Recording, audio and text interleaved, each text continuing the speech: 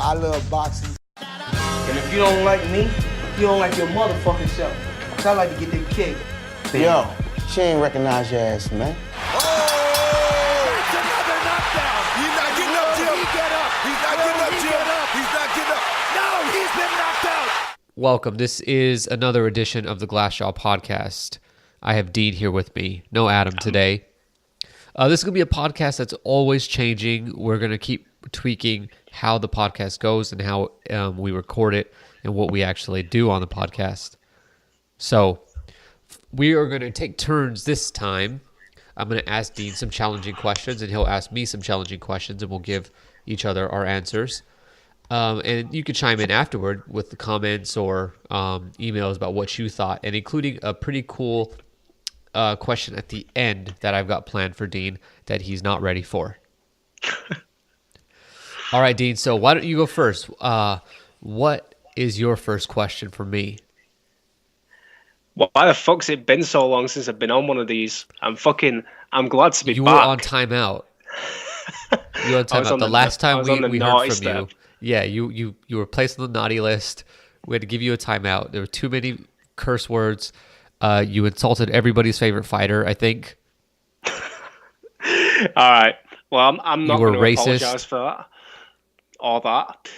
So anyway, all right. First question. So, who would you say is modern boxing's Tommy Hearns in the sense of that they were a really good fighter, they held titles here and there, but they always came up short in the major fights?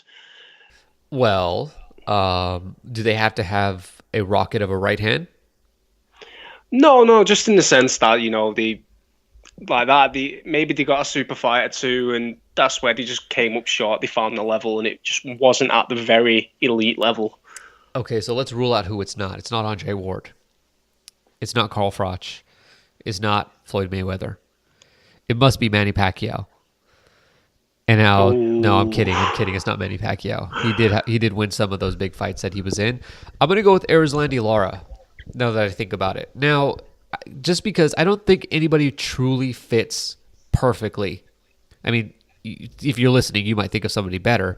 But for me, I think it's Lara. He's gotten 3 tries against what you would probably consider really good competition. He got Canelo, he got Paul Williams, he got Vanes Martirosyan, who was undefeated at the time he considered a future world title holder. And he failed each time to either win or just be dominant and look like he won the fight. He's got all the talent in the world, just like Tommy Hearns did. He's got all the physical attributes, he's got power, but each time, I don't think he's very impressive when he fights. When he's fighting the top opposition. Who did you have? I'll give you Lara as a very good pick, but you could argue the fact that he did lose 2 of them fights, and they were both really, really controversial. The Canelo and the Williams fight. Yeah. I had Amir Khan in the sense that I'm going to fast forward and say that there's no way right now that he beats Canelo Alvarez on May 7th, and he lost to Danny Garcia as well. The other big stage was what? Prescott? Yeah. No, the third one will be when he loses to Kell Brook. Ooh, so you're just burying Amir Khan for future stuff. He hasn't even done anything yet. I told you I'm back. It's my thing. Well, I mean, just to help your argument, I think the Prescott fight counts because that was a big stage. It was Sky pay-per-view. And was it an undercard or was it the headliner? I don't know. You got to tell me. I think it was the headliner. Yeah, I'm pretty sure it was headlining. Uh-oh. And that is no good because it helps your argument. I'm going to look it up, though, just to be sure. I feel like it was an undercard. Wasn't it the undercard for a David Haye fight? Let's look. What was that? The cat? Oh, actually, it may have been because. Oh, I'm pretty sure they removed it from pay-per-view and put it on Sky Sports. I mean, Audley Harrison was on the fight. Was on the card, but he was technically fighting a guy with 10 losses. So I don't think that was the main event. Alex Arthur was fighting Nikki Cook for the WBO super featherweight. So that might be, what the headliner was. But even so, that was a big stage for Amir Khan, and he failed. Yeah, it seems like he every time he gets his biggest test, he falls a little bit short. I mean, he fell a lot short against Prescott, but with the Garcia one, and You could even say Lamont Peterson. It was I was going to say that was another champion who had a title. All right, fair enough. Like, again, controversial, but he didn't cover himself in glory in that fight, Khan. He didn't help himself. Right, and I know there's controversy from the Peterson fight, but he looked terrible in that fight. I think if you thought he won, that's fine, but you can't ignore the fact that Khan was literally running around the ring trying to avoid being on the inside with Lamont Peterson. That's really damning if you're somebody who supports Amir Khan or you want to make the case against Khan here. Shout out to SKB 96. See, this is why you weren't invited back on the podcast for a while. All right, here's my question for you. Who is the Steph Curry of boxing? And if you don't know who Steph Curry is, I'm not even going to bother explaining it to you because, like, he's everywhere. His wife is everywhere. It would be the equivalent of not knowing who Michael Jordan was when, in the mid-90s. Okay, so you know who Steph Curry is. You know what he's capable of and what he does. Who do you have as boxing's Steph Curry right now? Amir Khan. You got to be kidding me. No. It's a really, really difficult question because it's hard to find somebody who's like as all-rounded, like as Curry is to basketball, as somebody is to boxing. Curry checks off every box. That's what I mean, and there's not a fighter out there that I feel really does that. That's that dominant. Maybe probably Andre Ward. Okay. Another Bay Area guy. He's connected with Steph Curry, given that they're the Warriors play in Oakland. Andre Ward is from Oakland. Steph Curry walked Andre Ward to the ring when he fought Paul Smith. Now that we're talking, that Ward is back, and in the sense that Pacquiao and Mayweather are both retired, if you're going to put him on a pound for pound list, he's the clear number one. He's got to be. He's just that far ahead of the competition. It's unbelievable. Like, he does things that people 4 weight classes below him can't do. It's crazy. So probably Andre Ward. That's a good pick. I didn't think about that. I think it kind of fits. Though I didn't pick Ward though, and I'll tell you why. And I think one of the things that really stands out with Steph, he really does check every box. Like he's like great in front of a camera. His his skill is off the charts. But what is the difference for Curry is that he's exciting to watch. Like his brand of basketball is like revolutionizing the league because it's fun. And that's what Gennady Golovkin brings. Right now, it seems like he can do no wrong in the boxing public's mind. I mean, no matter who he fights, it's like he gets a free pass. Dominic Wade, I guess it's a good fight. Wade is what? He has no losses or something? Yeah, that's fine. When he's in the ring, he makes everybody look bad or scared or like they've never learned how to play defense. His offense is just unguardable, just like Curry's. Like, there's nothing you can really do to stop Curry. He's going to go in and do what he does. And the only way to really, you hear people talk about, well, okay, how do we fix the NBA? Because it seems like Curry's having too easy of a time. I mean, he's making shots from half court on a consistent basis. Well, let's move the three-point line back. And for Golovkin, the same thing happens where it's like, how do we challenge him? Oh, we make him fight bigger guys. Andre Ward or James DeGale or Carl Froch, somebody like that. I think that Gennady Golovkin is probably the closest thing we have to Steph Curry in boxing. And, Golovkin's also pretty likable as a guy. But can you not argue that, say, Golovkin would be playing for a mediocre team rather than playing in the elite leagues because he's not really stepped up? He's fought David Lemieux, and that's about it. Yes. He's not doing it against the best. He's not in the playoffs. Well, the counter is like, who's he going to fight at middleweight? Like, who is that guy? Danny Jacobs, Billy Joe Saunders. Yes. Saunders doesn't look like Canelo. Canelo needs to figure out what division he wants to be in. Like, I know that he wants to fight Golovkin at 150. He doesn't want to go to 160. I don't even factor him into the conversation until he wants to fight at full 160, because I think Golovkin's team will not be willing to fight Canelo until he goes to 160. Well, why? Because Sergio Martinez rarely fought at 160. He fought below it.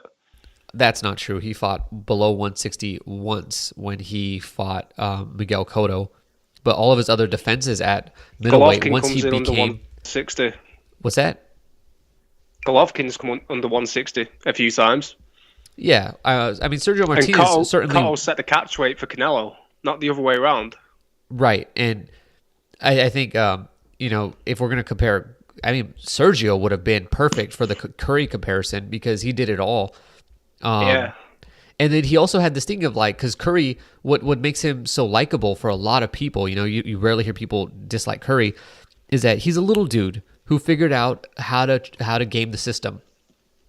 And Martinez did the same thing. He was a little guy who moved up from 154 because there were no fights there for him, and figured out how to win at 160. And, he had a long string of wins against, you look at all the guys who were undefeated that he fought: Martinez, Chavez, Barker, Zurich. Williams had one loss at the time. He was dominant and in an exciting style. I think that would have been a really good choice too in the past. Let's move on to the next question, though. I think it's your turn. All right. With the terrible scorecard from Lloyd Scaife in the Thompson-Ortiz fight, in which he forgot there was a knockdown in the round, should there be an upper age limit on officials in the sport? And if so, should there be an age where we require competency tests per year? Okay, so first of all, let's not forget that his scorecard at the time of the stoppage was 48-47 for Ortiz. Yep. Meaning that Thompson lost or won 2 rounds. How? Yep. Exactly. How, Sway? How? It wasn't even close, and this is the problem with it. How old is he? 85. Whoa. Say that again. He lived through World War II, 85. 85 years old. 85 fucking years old, and that guy is judging. Right, and here's the thing. He said, and even though it was in jest, I may be going a little senile. No, it wasn't a jest. He was probably being serious. He's being serious. He's 85 fucking years old. Why is he an official, a licensed official at 85? Surely, I mean, most people can't even control whether they go to the bathroom at 85, and this guy's fucking judging top level fights. Yeah, a world title fight. Yeah. A lot of the judges are quite old though. If you are getting to an age that you consider old, isn't Moretti quite old? And Ross was in her 60s, and how old's Kazmarek and Roth? Look, shout out first of all to David Grisman of Boxing Scene's article on Lloyd Scaife and the scorecard of this whole thing. It was a very good article. You should read it. Yeah, great job. But let me just read a paragraph, and I think this basically sums it up. Scaife still loves the sweet science. He was an amateur heavyweight boxer when he was a teenager in Bakersfield, California. Now here's the key. Prior to his time serving in the Air Force in Korea in the 1950s. Jesus. Work wasn't going well in California, and so he came to D.C. where he had relatives. He's been staying in the same house since 1962 and points to the improvements he made over the years. Okay, so at 85 years old, I think it's I don't want to be ageist or whatever the word would be, but it's a little too old to be judging fights. I mean, granted, they picked the perfect fight for him because it's not like these were fast punches. Yeah, it's a gimme fight. A lot of activity, but at the same time, if you can't even do this right, you probably should not be judging fights at a world title level or at any level, really. You can have passion for something, but you must reach a point where it's okay, I'll enjoy it from a distance now rather than be actively involved in it. I mean, you can't. I don't think it's possible to score that fight the way he did. It's just there's no argument you can make for Thompson winning 2 rounds of that fight, And then not on and top then of to that, miss for getting a knockdown. the knockdown. You know, this is one of those things where it's like, yeah, this is really suspicious, and we're not even gonna go with foul play here. This is just, hey, no good. You're done. Incompetent. Yeah, I don't want to call him incompetent because it may not be incompetence. It may just be age. But again, back to my point, then there should be an upper age limit, because you can't be judging world title fights at 85 years old. There's no way. Your eyesight isn't going to be the same as it was 30, 40 years ago. I think there needs to be a test, and I think overall there needs to be some overhaul of judging, and I don't think it's just limited to America or around the world. Boxing sanctioning bodies, at least in the world title. You come to the UK when there's a matchroom event on, and you've got the same guys refereeing the fights and then judging the next fight. Yeah, those guys might be a little tired, or then they referee and then they go down to judging. Like the referee and then they judge, and then the alternate, and it's the same guys. You've got O'Connor and what's his name, Lewis, Ian John Lewis. What's the other guys? Victor Lachlan. Who, works as a butcher in his part time. So I think Howard Foster. Yeah, there we go. There should be some sort of testing that goes on to make sure that these guys are, in fit physical condition. I mean, we test fighters before a fight to make sure their health is all in line. Same goes for the referees. I don't know about the judges. I don't know what it's like in America, but it's almost impossible to get into the sport as an official over here. It's just ridiculous. I've looked into it, and it is not easy. It's really, really, really difficult. And it just seems like there's so many things missing. Like things you'd expect to be there. Well, I think this goes to the whole boxing doesn't really have a commission that enforces rules the way any other sport does.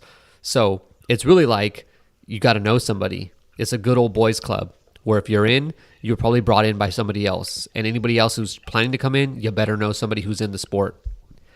Pretty much, because it's why you see very few new blood getting put in. You don't see new judges in Britain. Okay, so again, let's get an answer to the question: should there be an upper age limit, and what on officiating in the sport, and if so, what should it be? I think I don't think there should be an age limit so much as that there has to be competency tests. Exactly, yearly competency tests.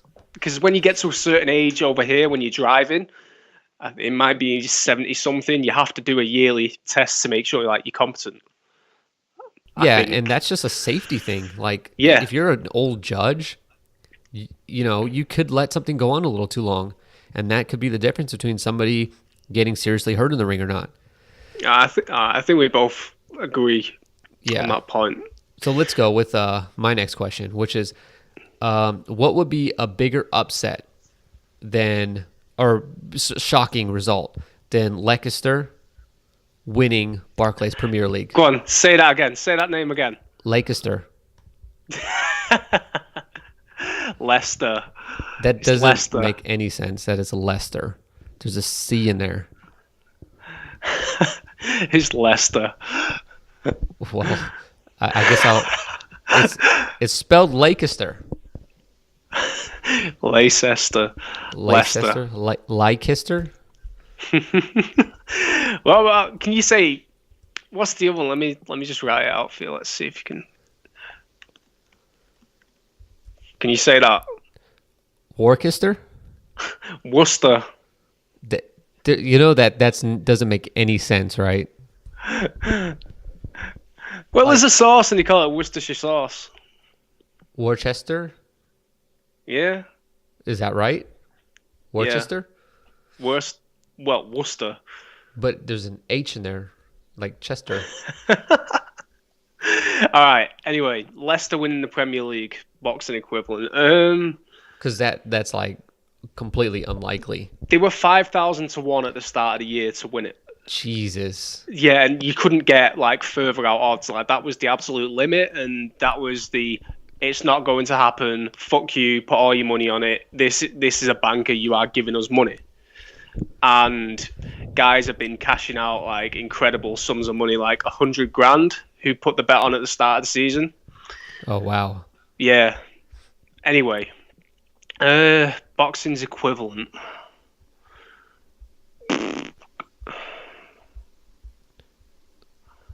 It's Probably Deontay Wilder fucking unifying the titles. Like, if you look at it that way, if you're going to pick a guy who holds a belt in a weight class and you're going to say, right, here's the obstacles you've got to run if you want to unify, and you've got a guy who's fought 30-something fights, his best wins over a guy who was seriously ill on the night, and his only fight that he didn't knock the guy out in Stiverne, he's been forced to go all the way to Moscow to fight Povetkin, who's never been knocked out. And I think his only loss was to Klitschko. And then if he wants to unify, he's got to go through Anthony Joshua or Fury or Klitschko. Now, I would pick a murderer's row of I would heavyweights. pick him as the underdog in every single one of them fights, from Povetkin to Fury or Klitschko, and then Joshua. Wilder would be, for me, a significant underdog in every single one of them fights. So that'd be like my equivalent.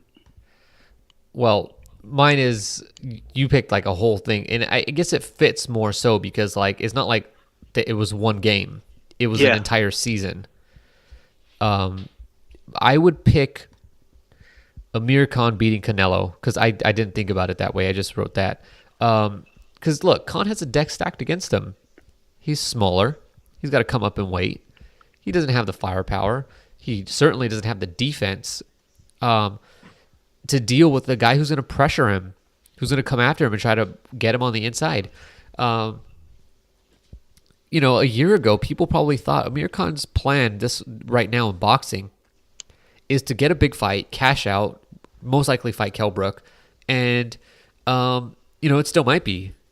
But like for him to step in the ring with a guy that Canelo, that seems like that is his kryptonite. It seems like there's no way Amir Khan's getting past Canelo, and I think the odds might reflect that. I mean, you could point to Khan's speed and say, well, Khan has the speed that might be able to trouble Canelo, but I don't think so. I think this is a really difficult fight for Khan, and you could go with any sort of like, hey, Golovkin, Dominic Wade, not quite though. I just don't think that that's as it's not like the deck is completely stacked. We don't know that much about Dominic Wade, but you know what? We know because everybody thought they knew. We know enough about Golovkin. Yeah, we think we know enough about both Canelo and Khan to know that that's like not happening. Just like I'm sure everybody thought they knew enough about the Premier League and Manchester United and City and Liverpool and Chelsea that, Leicester is getting relegated. Yeah, you would have put them nailed on favourites to go down to be relegated to the Championship this year.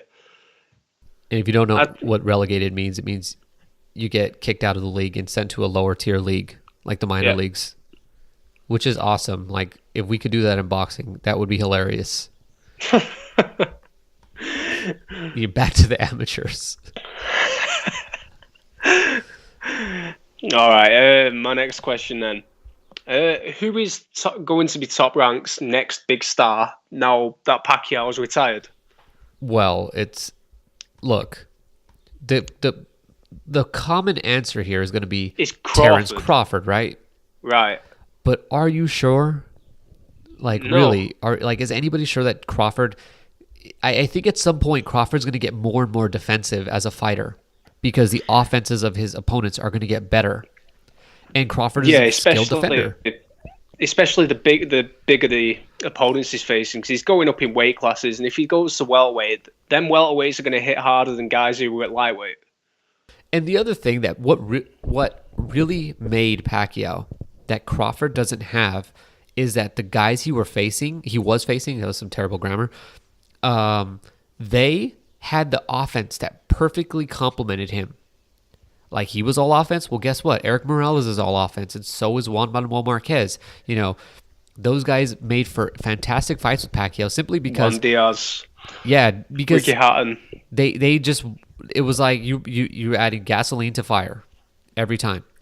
There's no guys that Top Rank has, and even if you look at the Golden Boy side, that are going to match up with Crawford that way. And those guys that can, they're not going to be stupid. You're not going to see Matisse say, hey, I think this Crawford fight is going to be beneficial for my career. No. Crawford's going to have a harder time.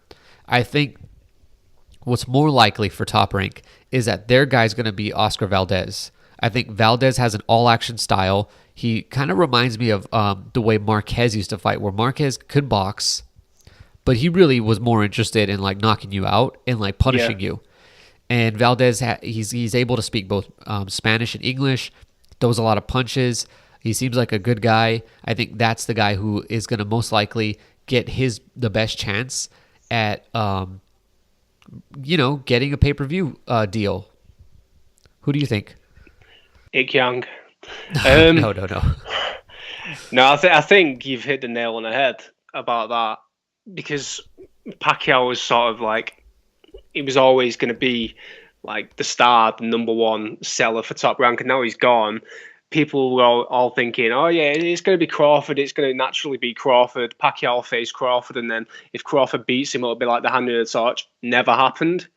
And Crawford went on to fight Thierry Jean, or Jean, or whatever he's called, and it's just not there. Like, it's not happened. It's sort of stagnated. And although the talent is there for Crawford, and he's definitely a pound-for-pound fighter, he's just not. He's not like marketable on that big of a level yet. Yeah, and I think you're probably right about Valdez. And Valdez has the better pool of opponents. Who's Crawford going to fight? Like, he's going to beat everybody. That's not even what we're talking about. Because I don't even think Postol's that good. I think Matisse was just shot. If for lack of a better word, shot. Matisse was rocked by pretty much the first punch John Molina hit him with. Yep. So a lot of people are trying to make a big deal about Postol's win over Matisse and Selçuk Aydin, but really put that in perspective. I think even if let's just assume that is a great fight and an even fight for Crawford. Who else is there though? Benavidez? It's just not there. It's just not there. Unless he steps up to welterweight and immediately starts. But who did they have at welterweight? I mean, Bradley and Vargas, that's it. That's it, because I was going to say maybe it's Tim Bradley, maybe it's going to be Jesse Vargas, but they've got each other and that's it. Yeah, so the welterweight pool at Top Rank doesn't look very deep right now. And Jose Ramirez's poor performance against Manuel Perez, like that really, really set them back, because Ramirez was looking like an all-action, like welterweight draw in the future. Valdez has a lot to work with on the Top Rank side. He's got Lomachenko and Walters for one. And those are both going to be interesting fights because those guys are willing to be offensive. Can you make Lomachenko a star? I don't think so. Small? I don't think you can. He might be too small, but I think more so. I don't think Lomachenko's personality is going to connect with people, because he seems like he's just driven to win titles and that's it. Like, he's not interested in making things personal. He's not interested in anything other than winning. He's a legacy fighter. Yeah, and that just isn't going to sell. Crawford will have a better chance at being sold to fans undefeated than Lomachenko, because that too. But it's just that Crawford has some personality. He legitimately wants to hurt guys because of what they say, whereas Lomachenko's like, I just want their title. It's like, okay, well, Cuenca just wants a title too. Let me give you a question. All right, go ahead. What division would make for the best Super 6 style tournament? And which division, and who would you pick to win it? Right. So before I answer that, in what context are you asking me the question? Are you asking in fan appeal, or are you asking for like excitement fights?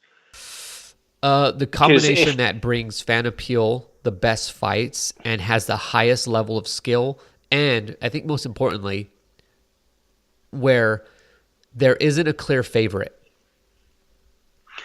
So it's actually going to be competitive, because if you do, super middleweight or middleweight, it's like, well, Golovkin's likely going to beat all of them.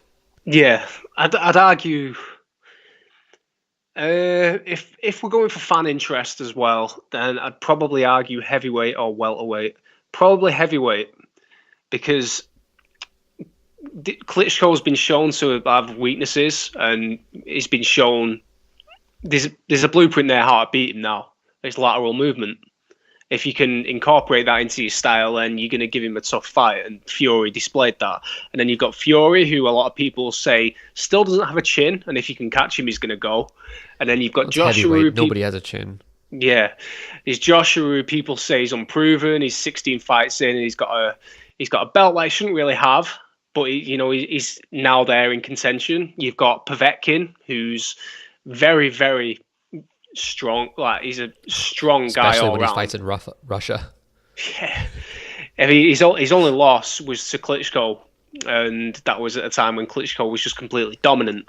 But Povetkin's still a top tier opponent at his weight class, and Wilder holds a belt, and he's got this reputation of being a knockout artist. I think, how many are we up to now? 5. And then you could probably add in What about Joseph Parker? Yeah, I was gonna say maybe the winner of Parker or Takam. I mean, you have Pulev too. Pulev's good, or Luis Ortiz. Yeah, Kubrat Pulev, Luis Ortiz. Actually, yeah, Luis Ortiz would probably be my guy. You've got a very tricky southpaw who's a very dangerous puncher, and he's beat guy like Bryant Jennings, who's a decent level gatekeeper, I guess. But if we were talking for my fantasy fights and my matchups, it'd definitely be cruiserweight. That's actually the one that I was gonna pick. I didn't pick cruiserweight, but I looked at that and I was like, I don't like. I just couldn't look at 5 and 6 because I got the first 4 and it was like, yeah, this is gonna be good. But 5 and 6 it kind of dropped off for me. Well, who did you have as your 4? Glavatsky, right? Obviously, Glavatsky, Lebedev, Jazad. Lebedev, Hook. I actually don't even know if I had Huck in there. He wasn't in the top Makabu. 4. The top 4 was definitely Jazad, Glavatsky, Lebedev. I did have Huck. Hook. Then you've got Bradis, Makabu, Jazad, Usyk, Cunningham, McKenzie, Ramirez. Is it like you said a while back? It really is like the Wild West in that division. Yeah. There's not like a standout guy. And nobody has fought anybody except for Glavatsky, who's beaten Huck, but that's one win. And they're going to put Glavatsky against Usyk. They've just announced that today, and that's an incredible fight. And it's just it's a shame it's at a weight class that people don't really give a shit about. Well, I'll do my best to build up some hype, at least on the sub. But that is a good fight. Alexander Usyk is he's signed with the Klitschko's. He tried what he's trying to do. He's a gold medal winner. And he tried to take the Lomachenko route of winning a world title as quick as possible. Now, he's not stupid because his world title fight will likely come in his 10th fight and not his 2nd. So it actually puts him at a far better chance at actually winning a world title. You could probably do a really, really good one at super middleweight, but again, the winner of it is never going to be at an Andre Ward level when he did it, because he was elite level, and the competition he had was Carl Froch and Mikhail Kessler in that competition, and he had Nathan Abraham, who was a lot younger and a lot more active. If you could do it now with say Ramirez, DeGale, Smith, Chudinov, Jack, maybe Durrell, that'd make for a good one. But again, it wouldn't have the same.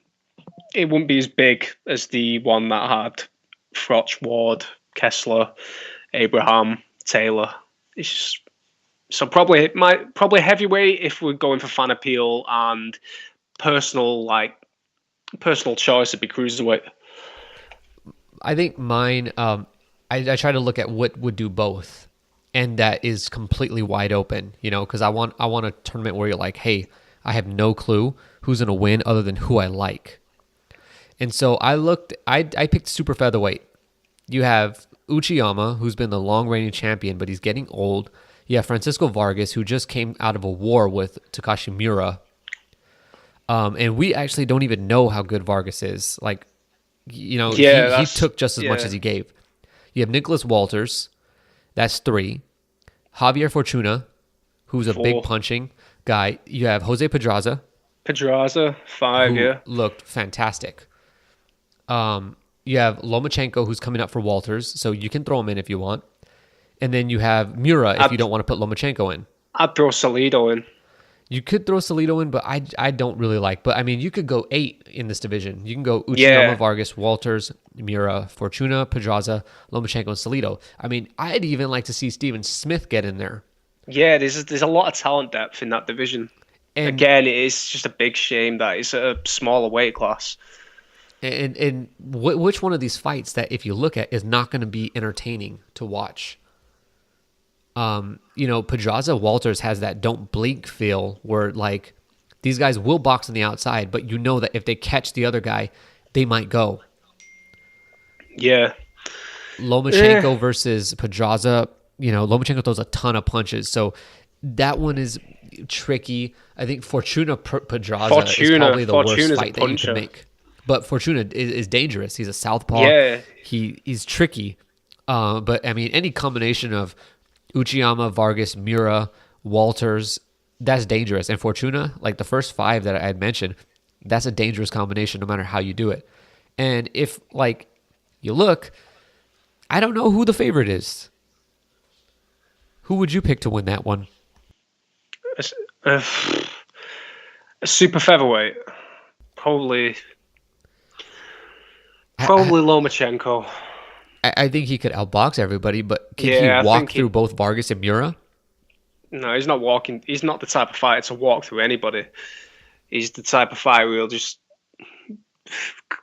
I'm not really big on amateur records, but that is the exceptional one. Where he's like 396 with 1 loss, and he avenged it multiple times. Double weight world champion. He's obviously got a ridiculous skill set, Lomachenko. I do think he'd be able to outbox comfortably everybody in a Super 6 tournament. He'd be the Andre Ward of his division in a Super 6. I like Pedraza's chances. I think he would more likely because I think if Lomachenko enters, Andre Ward was the underdog. Nobody thought he'd win in the Super 6. And I think Pedraza would be the kind like everybody would count him out because like, what do you do that somebody can't do better? Like, oh, you box. Well, guess what? Lomachenko's in this tournament. So not really. But Pedraza looks like he's got a lot more power than Lomachenko. And I think he's quicker as well. Not necessarily like, he punches faster, but he's got that first step that Lomachenko doesn't have that Smith kept getting caught by. Now, granted, Pedraza's got some flaws that we could talk about another time. But I think certainly heavyweight is a crazy division to host a tournament in. Cruiserweight is wild, and so super featherweight. Let's move on to the next question. I think it's your turn. Yeah, this is my last one anyway. Should maybe even Top Rank, should any promoter really bother trying to break big in China again, or in that eastern area again after the whole Ikyang and Zhu Shiming trial, and they both lost, and then they didn't really have a major fight for Pacquiao when he went over there. He had Brandon Rios when he was fighting in Macau, and then they had that High Noon thing back in the 90s when they tried to run an event in Hong Kong, and it just went tits up and never happened. And that's like 3 times they've tried to, maybe even 3 times they've tried to run events over in that part of the globe, and it's just really not worked out for them. Do you think they should keep trying to run events over in that section anymore? I think it can be done, but they have to realize that this is like a 20-year plan, that it will not pay off for the next decade or so. I think the focus has to be on getting enough little kids interested in the sport so that they'll take up boxing. You can't just throw a domestic level fighter in a world title fight, because that's what they tried to do exactly with Ik Yang against Cuenca. They brought a guy in who thought, this guy, he had 47 fights at a domestic level in Argentina. He can't punch. We've got Yang who's just going to run at him and he's going to go straight through him, and it never happened. He actually got dropped by the guy who can't punch and ended up losing the title fight. And, they've not been back since. I think like you said, it has to be a long-term plan. You can't just rush or force something like that, try to break a market of 1 billion people. Because if it goes wrong, then they're not going to come back time and time and time again. If you're putting on bad shows, or you try to market something as a home fighter is getting and consistently getting beat, people aren't going to buy that. Yeah, you do need to build it up. You need like a Chinese domestic level at least, or like an East Asian domestic level that sells around that part of the globe, rather than just trying to force events in Macau or Hong Kong or China or surrounding areas. I think they need to take a page out. See, Britain has like 12 world titleists or 11 right now. And what was a big change, I think, for Britain was hosting the Olympics, because it got them serious about the amateur program. And, we saw some British fighters win gold medals, whether they deserved it or not. And I think that was a big step in the right direction, because now we have, not only do we have British world champions, we have a lot of prospects that look very good. And that kind of emphasis on the amateur program is what will at least build a foundation, like a starting point. And I think that's what they need to do. You could host some world title fights there, but it better be some good fights. Mira's next fight should be there against somebody who's going to punch. Mira Walters over there, that might do it. And then with Ikyang on the undercard, and give Ikyang a guy he can knock out. That's the kind of thing that'll work. Shiming, the problem with Shiming is that he's not exciting to watch, and that's not going to work. Let's see. So I was the next question. This is the last one. So I just saw this graphic today. It was showing the results of WWE's draft in 2002, where they split up the roster into 2 separate shows. So I was thinking, why don't we do that? So let's look at the top 50 that I've made and I posted today on my website, Sunday Puncher. And, he's got guys, pretty much all the top 50 fighters in the sport based off of their performance in the last 2 years. So with that said, why don't you go first? You'll be Ric Flair, and I'll be Vince McMahon. Hopefully not blading as much. Please no. And I'll keep track, and then we'll see we'll post our rosters after, and you'll tell us, listener, who's got the better roster. So with the first pick, what we're basing this on, better roster as in like the better fighters or the more marketable fighters, or a combination of both? A combination of both. Both. Who do you want to be in charge of? I'm taking my boy. I'm taking Canelo. First pick. Canelo? Yep. Wow. You could have taken Brock Lesnar. You could have taken anybody, and you take Canelo. Yeah, simply because I didn't pick Lesnar. I picked The Rock. Canelo's got the star power. He's a draw, whether he wins, loses, or draws. And that's been shown. People still wanted to watch him and buy him after the Mayweather loss. He's still young. It doesn't matter whether he's got belts or not. People are gonna want to watch him fight. Well, fair enough.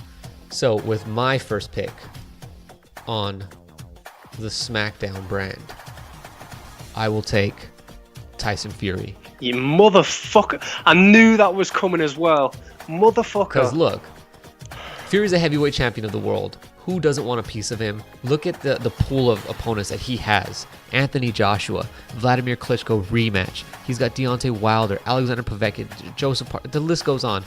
Fury's set for life. He's entertaining.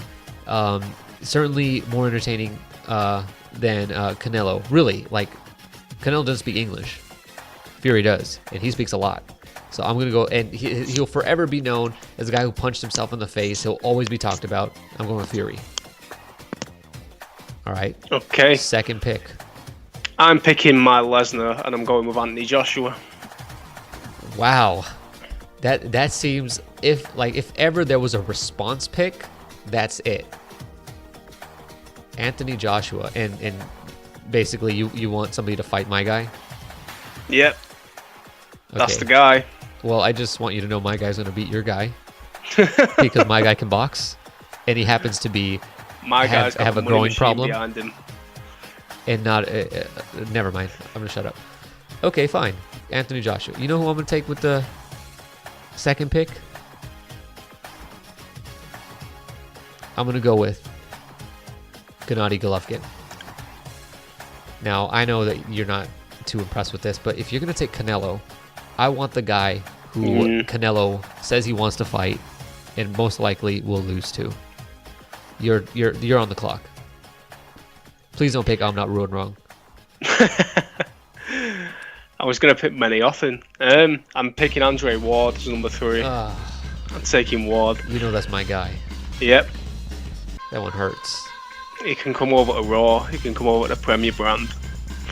Okay, well, given that I don't even need to give a reason why I'm picking Ward. It speaks for itself. He's that good. Okay, well, look, I'm not going to go with the guy that Ward is likely going to fight because you know what? Ward's going to beat that guy. So you can take the guy who Ward beats. I'm going to go with Roman Gonzalez. Now I know. Roman Gonzalez is probably never going to headline a pay-per-view. But he adds some prestige to my brand because guess what? He ain't going to get beat anytime soon. So there's that. Why don't you make your next selection? I'm guessing you're going to go with Jamal Charlo. No, I will pick Danny Garcia. Ooh, Danny Garcia. Danny Garcia Solid. that almost lost to Amir Khan. Yeah, but the same Danny Garcia that's not got any weaknesses. Doesn't have- He's not got any weaknesses. He's like his attributes are all like a solid, say like a B or a B plus. He's not really elite at anything, but he's also not like shit at anything. Yeah, I mean that's a fair pick.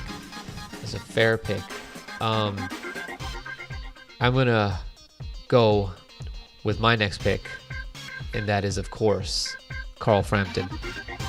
Now I know you're not the biggest fan of Carl Frampton because he beat your guy Scott Quigg in Manchester.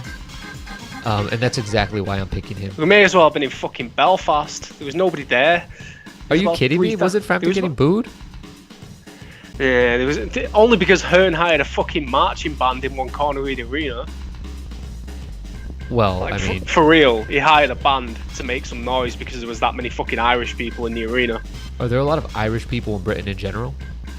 Well, there is and there isn't. I mean, if you go to a United game, and I know the same like Liverpool games as well, you will meet a lot of Irish guys because it's easy to just come over on the ferry for the day. It's like an hour, couple of hours on the Okay, I ferry didn't know just that. to come over.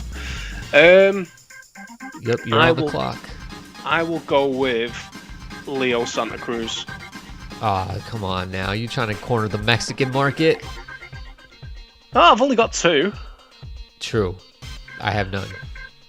And you can argue that. It's not a racial Is thing, Santa though. Cruz American? If you've heard him speak Yeah. English, probably not.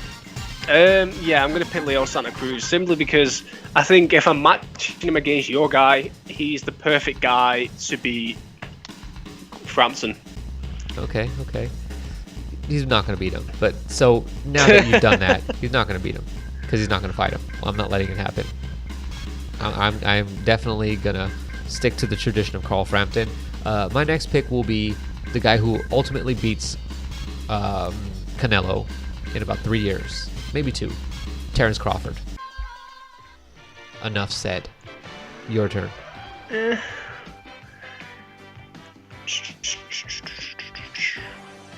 Okay, I will pick. I'm going to guess your pick now. You're going to go with Badu Jack. No, I'm going to go same weight class and I'm going to pick James DeGale. James DeGale. That's not a bad pick. He's an Olympian. He's the only. Well, he's the first Brit to win an Olympic gold medal as well as a world title, and I think he's the strongest in his division. I think he's going to unify against Badu Jack. All right.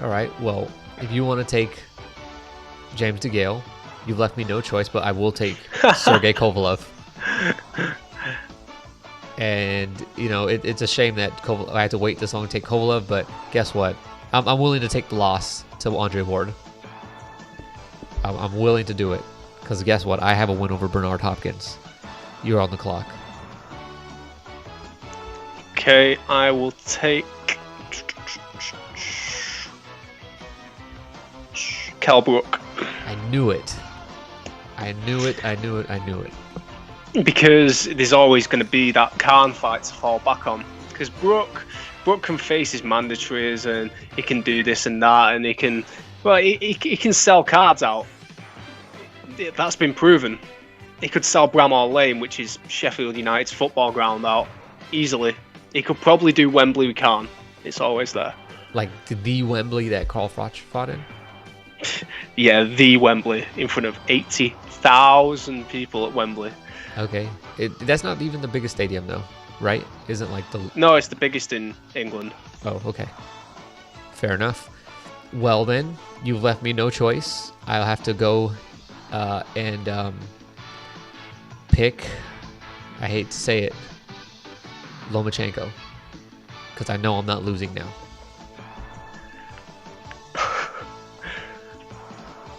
Your turn. Is it time for Ruin Wrong? Not yet.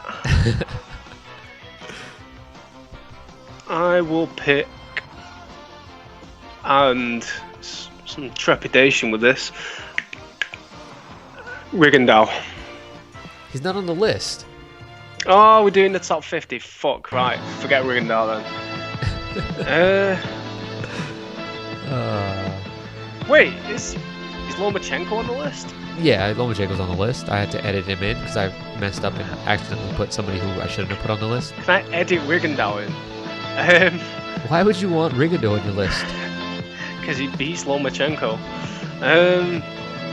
Right, I'm gonna go if you with. Can convince him to fight. I'm gonna go with Adonis Stevenson. Ooh, not a popular pick. Not a popular pick at all. Not a no, popular but pick. When I launch my brand Snapchat, he's already got that on lock. Anybody who's got Stevenson on Snapchat knows about that. So, Andy beats Kovalev. Possibly not a popular thing to say. That's the part of the show. With my next pick, I'm gonna take a pretty shocking pick here. I'm gonna go with Deontay Wilder. He's popular. There's no way around that. He's popular. And I have Tyson Fury. And, so we're on 8 each. Yep. And having Fury and Wilder is like having Angle and The Rock on your roster. The matches just make themselves. You're up. Okay, I'll take Naoya Inoue. Oh, good. Well, at least you're taking somebody that nobody's gonna watch. Yeah, basically took the Christian of wrestling, but well. All right, fine. You want to take Inoue? I was gonna take Inoue like last, just because I like him. With my next pick, I'm gonna take Vladimir Klitschko. I'm a little heavy on heavyweights. Dude, he's ancient. You can fucking keep him. Well, so was Hogan. But there he was drafted. Good point. Who's the Benoit of this list? Is this Stevenson? Does anybody come close? It's got to be Stevenson because tearing up an auto body shop as Terrence Crawford has probably doesn't qualify him on this list. I think Stevenson's crimes are far worse. You're up. I'll take Keith Thurman. Oh, Keith Thurman. Yep. Fine. This is a good pick, Keith Thurman. Okay. I can match him against at least 2 of the guys I've got, so. Well, he doesn't beat my Possibly guys. 3. Do I have anybody at welterweight? I don't think I do. I should take a welterweight. Or I could just drain somebody.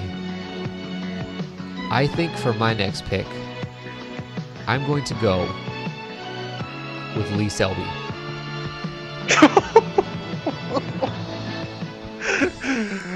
Look, you need Fair some enough. mid-carders. You need some mid-carders. Speaking of guys who don't sell, you give me shit for Inoue. Yeah.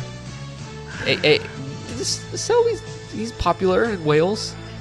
Wales, how many people live in Wales? It's not that many. Oh, I wouldn't know. Not that many, dude. Really? It looks like a big country. 3 million. Wait. Are you kidding me? 3 million people live in Wales? In Wales. That's a whole country. Only 3 million? Yeah. I think there's more than 3 million in Los Angeles. There's over 5 million in Scotland.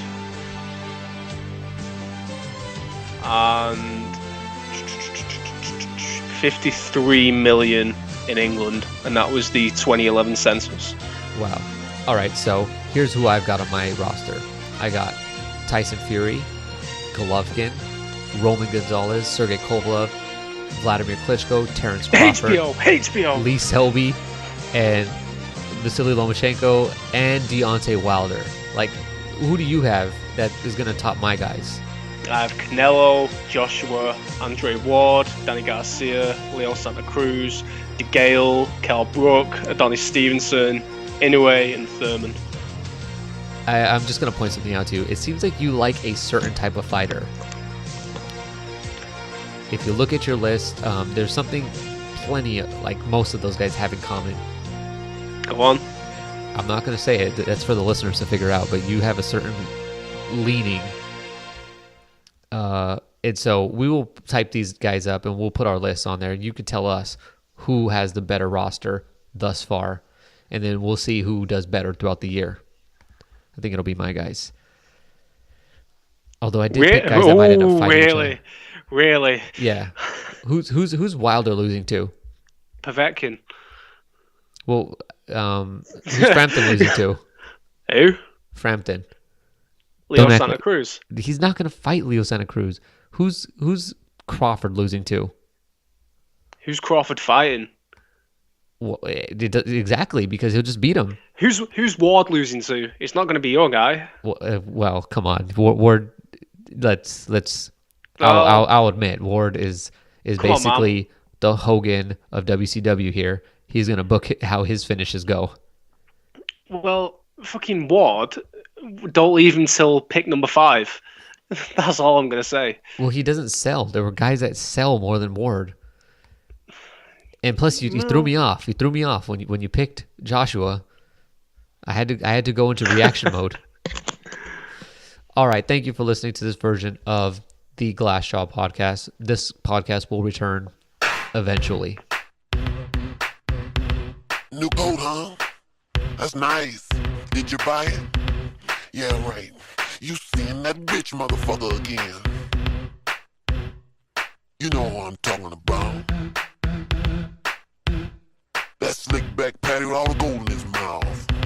Don't try to play me for yesterday's fool. Cause I'll slap your ass into the middle of next week. Adjourn your asses.